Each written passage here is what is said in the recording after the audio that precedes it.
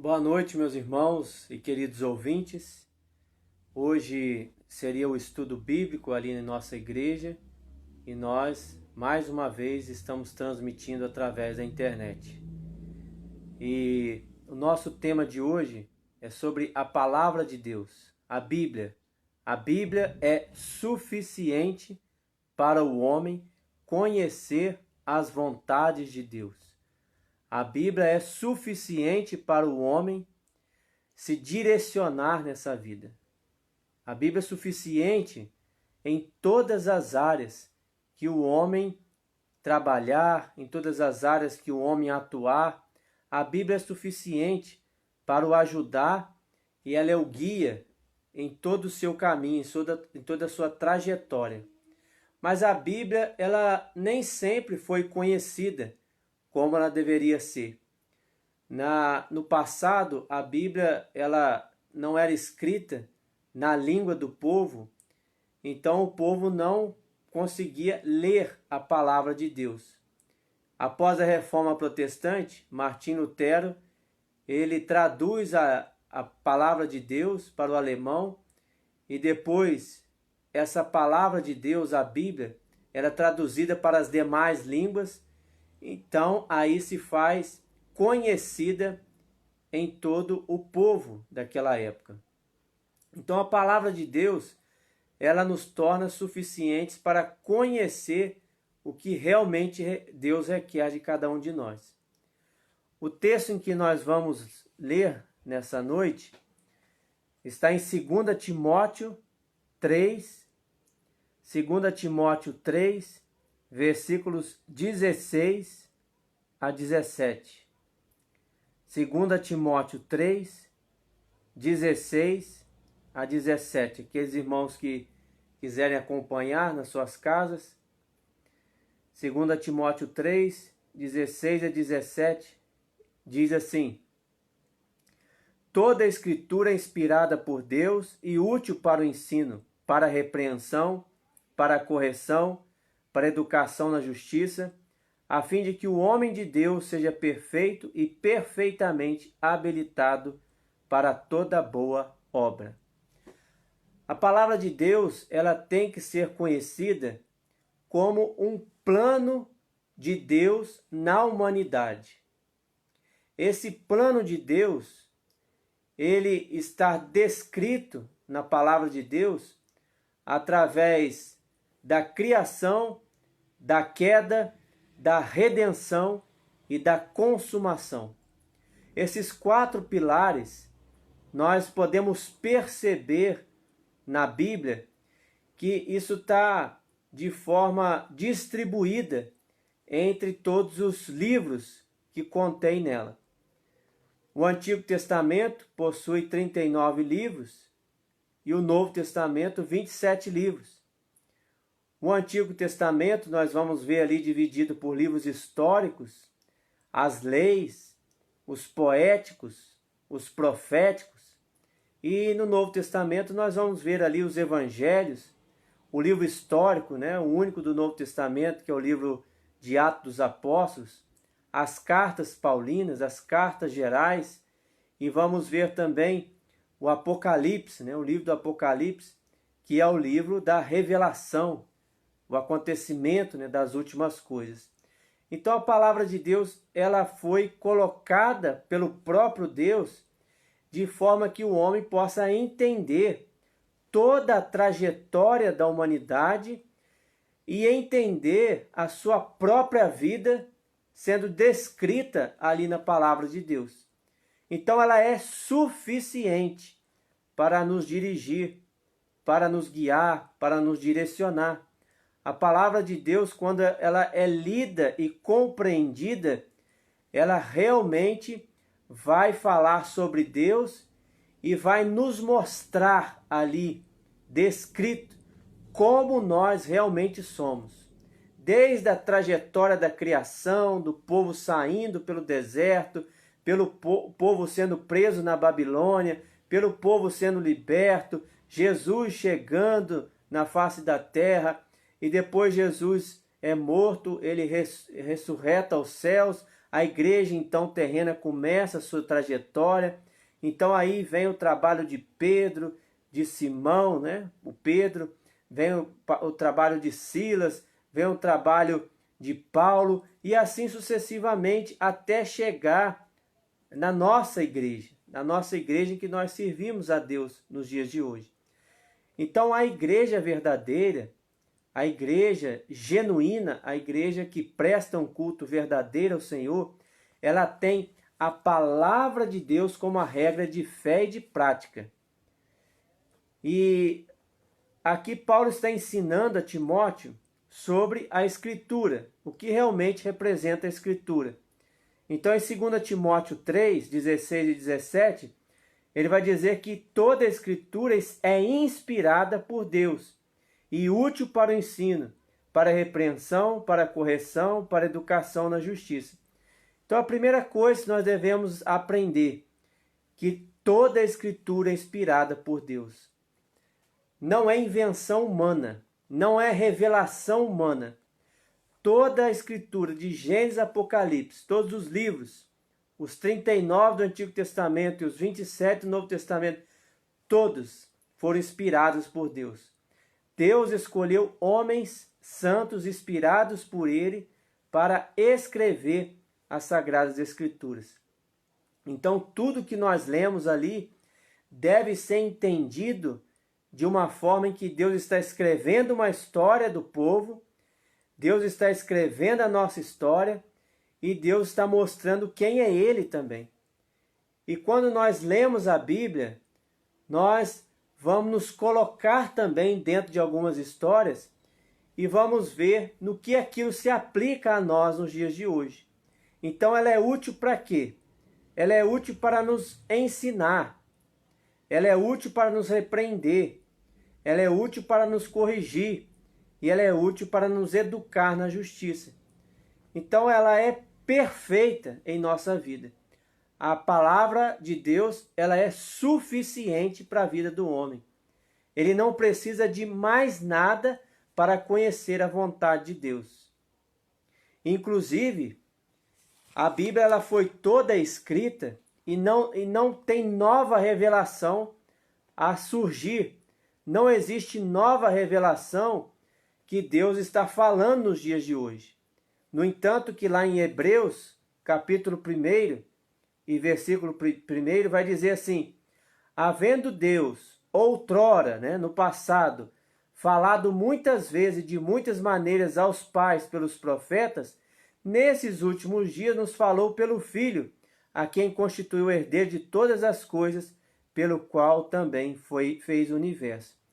Então,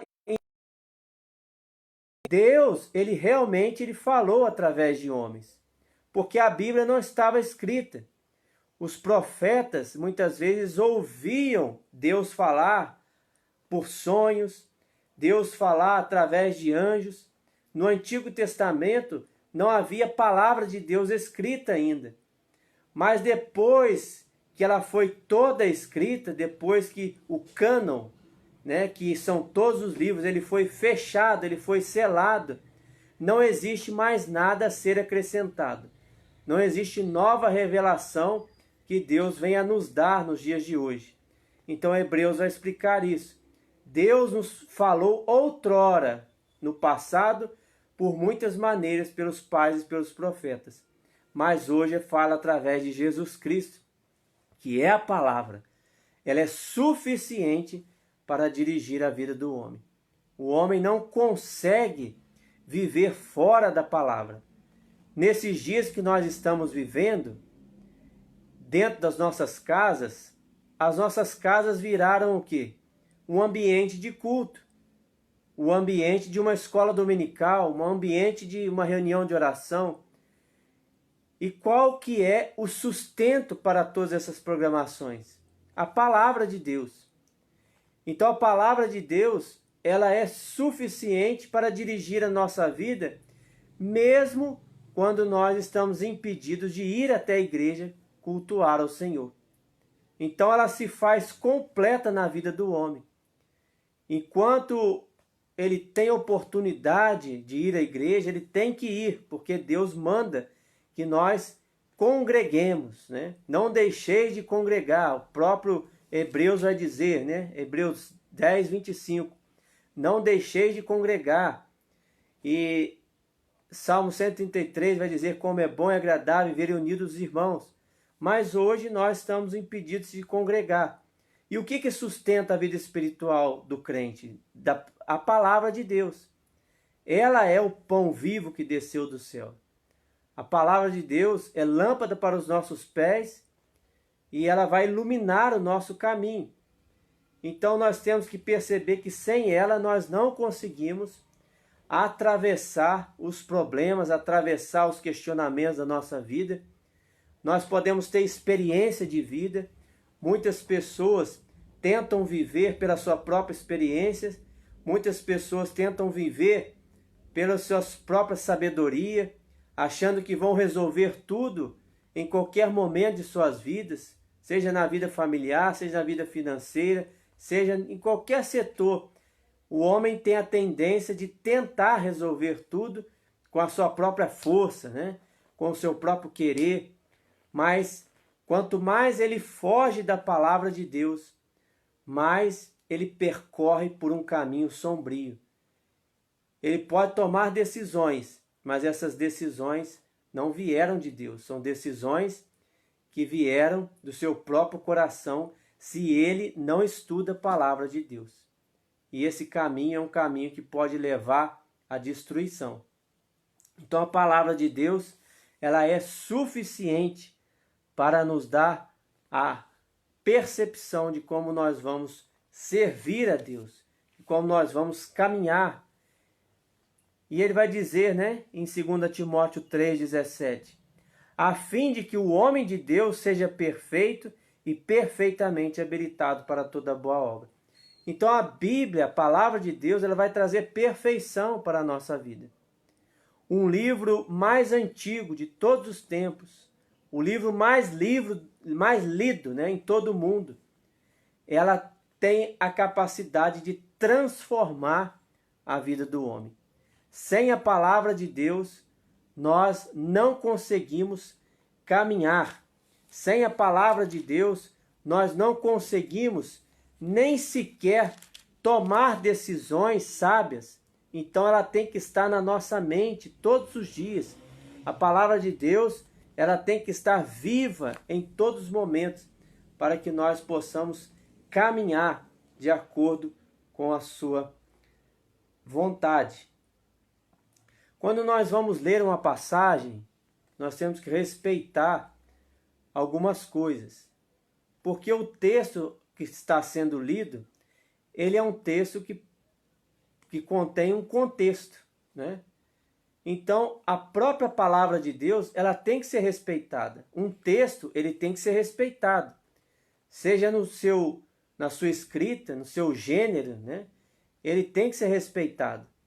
Se eu estou lendo uma passagem do Antigo Testamento, de Gênesis, o Êxodo, Levítico, Números, Deuteronômio, eu tenho que saber que esses 5 primeiros livros representam o Pentateuco, que é o quê? São as leis.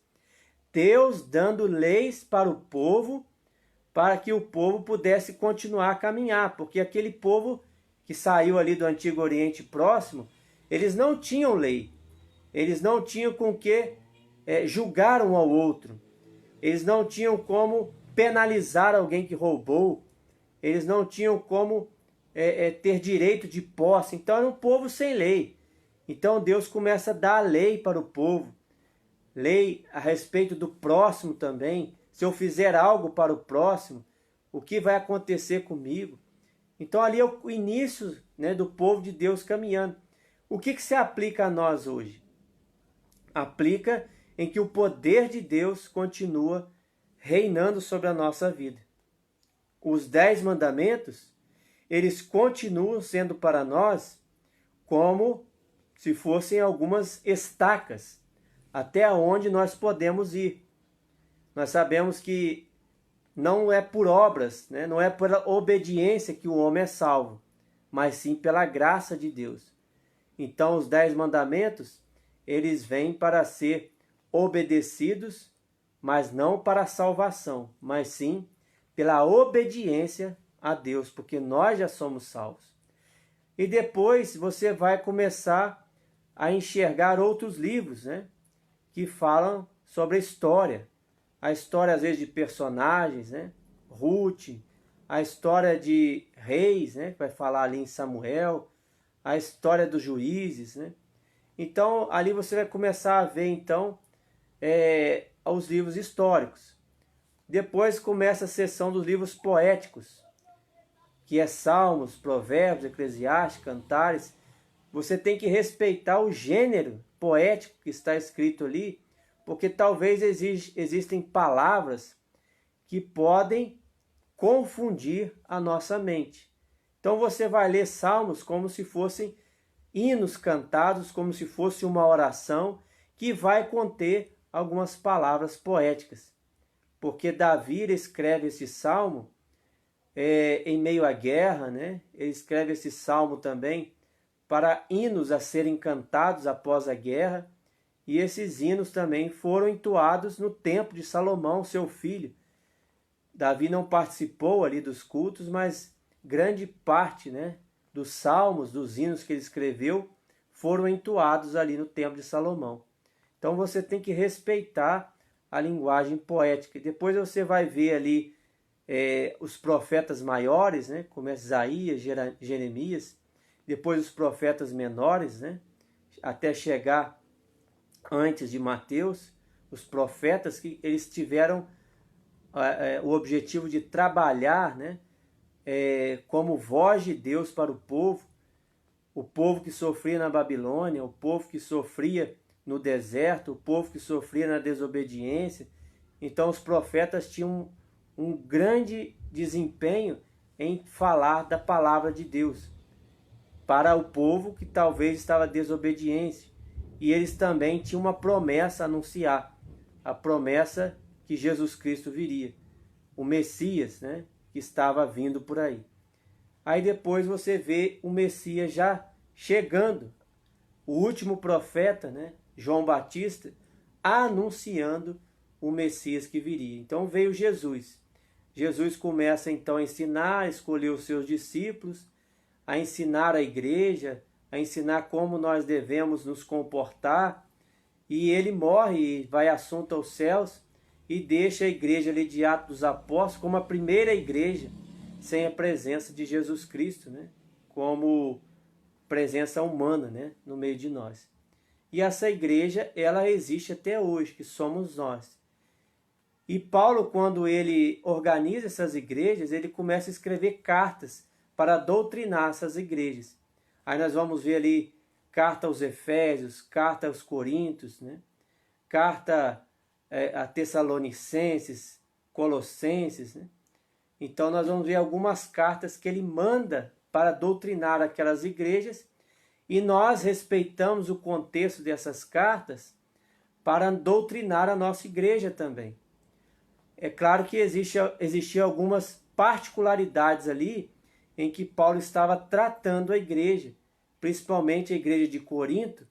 Existia ali o templo de Afrodite, era um templo em que existiam muitas prostitutas daquela época ali, e elas eram confundidas às vezes como as mulheres do povo de Deus.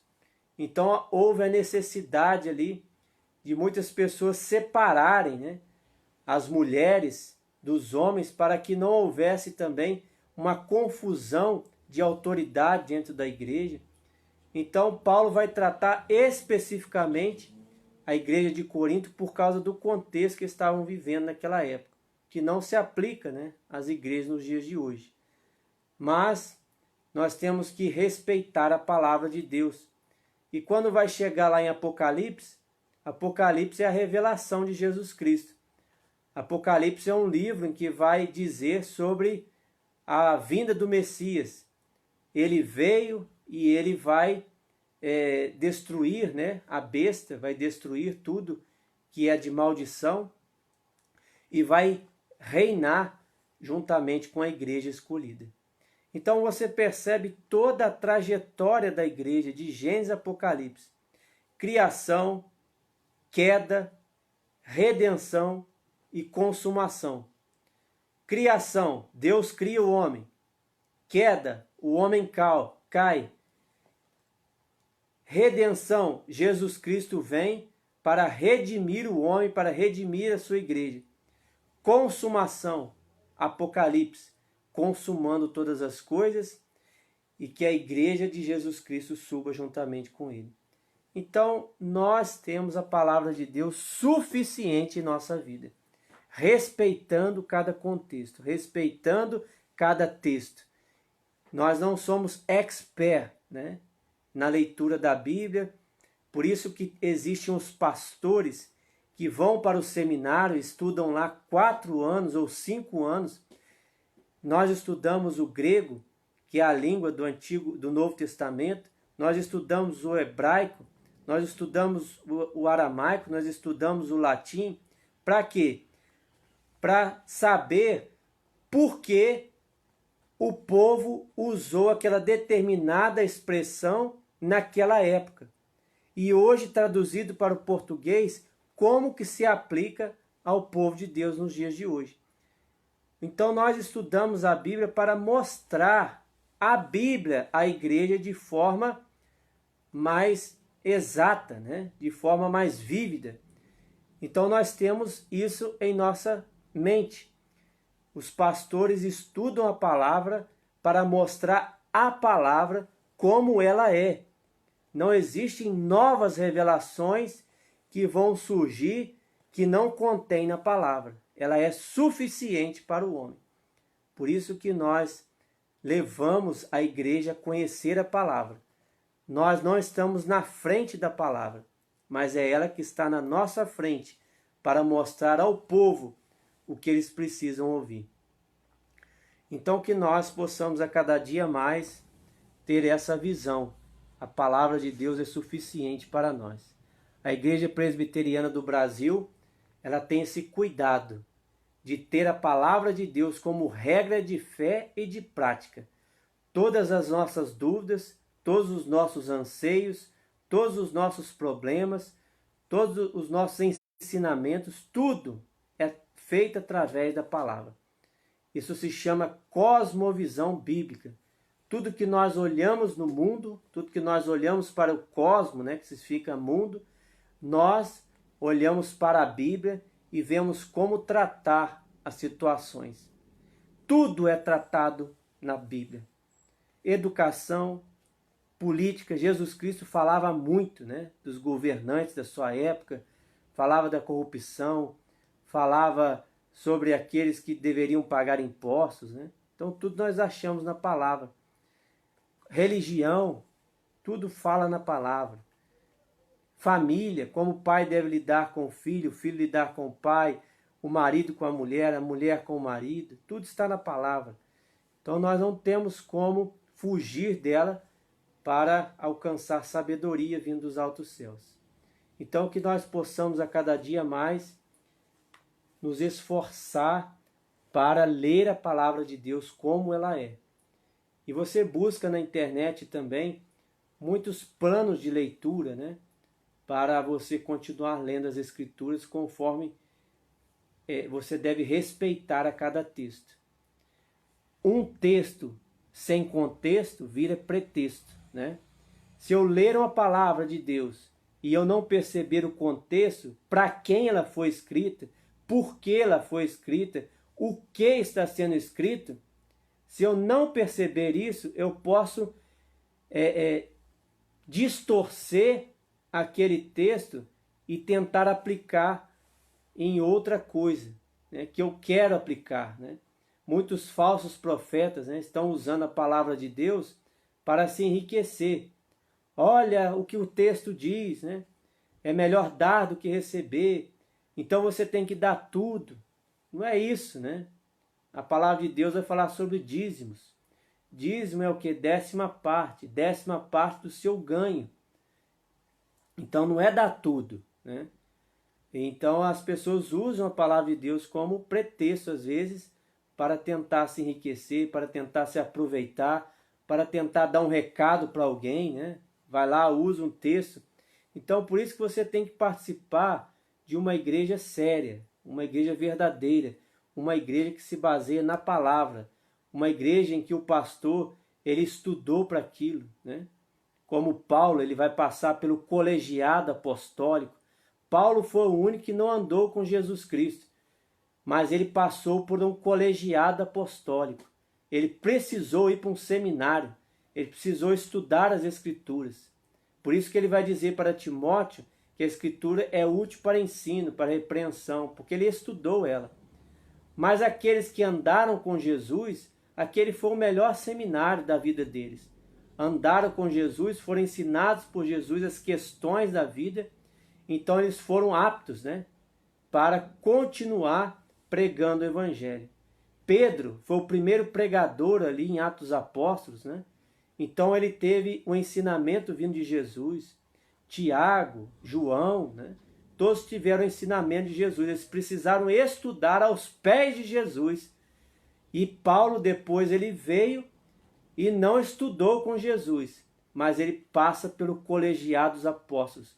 Por isso que as igrejas, elas determinam que aquele que quer ser pastor, aquele que quer pregar, precisa ir para um seminário, estudar a linguagem descrita ali, o grego, o hebraico, o aramaico, depois estudar o latim, depois estudar profundamente o que quer dizer cada palavra no grego para aplicar nos dias de hoje. Então você precisa participar de uma igreja séria, né? Uma igreja que realmente ela fala da palavra de Deus com convicção. Que Deus nos abençoe, que Deus nos ilumine e que Deus continue fortalecendo a nossa vida. Cuidado com mensagens que você recebe no seu celular, que você ouve de alguém. Pergunte a essa pessoa o que ela estudou sobre isso, se ela fez algum seminário, se ela estudou para te falar algo, né? Pergunte, porque é muito sério. Nós estamos lidando com a palavra de Deus. Isso é muito sério. Então deve ser respeitada, né? Como os apóstolos respeitaram. Então que Deus nos abençoe. Vamos orar? Senhor nosso Deus, nosso Pai, nós te agradecemos porque o Senhor nos deu a palavra. O Senhor nos deu a Bíblia como regra de fé e de prática para ensinar, para nos exortar, para nos repreender e para estudarmos ela também, ó Pai. Como o apóstolo Paulo, ó Pai, nascido fora de tempo, ele não andou com Jesus, não ouviu sobre os ensinamentos de Jesus, mas teve que passar pelo colégio apostólico, ele teve que estudar profundamente as Escrituras. E nós, ó Pai, temos que nos aprofundar a cada dia mais nelas, ó Pai. Temos que aprender a ouvir também por pessoas que realmente se aprofundaram nas Escrituras, ó Pai. Continua abençoando a Tua igreja, para que a falsa profecia, ó Pai, seja afastada de nossas vidas. Que o ensinamento, ó Pai, bíblico, o ensinamento verdadeiro, seja ensinado, ó Pai, para que vidas sejam alcançadas e vidas sejam salvas, ó Pai. Que as pessoas, ó Pai, não sejam enganadas, que muitas vezes as pessoas acham que estão salvas, muitas vezes as pessoas acham que estão seguindo doutrinas humanas, estão agradando a Deus, mas nós sabemos, ó Pai, que é somente a Tua palavra pregada com toda clareza é capaz de salvar o homem. Por isso, ó Pai, nós te pedimos que o Senhor esteja nos abençoando a cada dia mais e mais. Nos dê compreensão através do Teu Santo Espírito. Que o Teu Santo Espírito continue abençoando a nossa vida, iluminando as nossas mentes, ó Pai, e aquecendo os nossos corações. Essa é a nossa oração no nome santo de Jesus. Amém. Que Deus nos abençoe e que nós possamos ter mais e mais cuidado em ler a palavra de Deus. Um abraço a todos, Deus abençoe.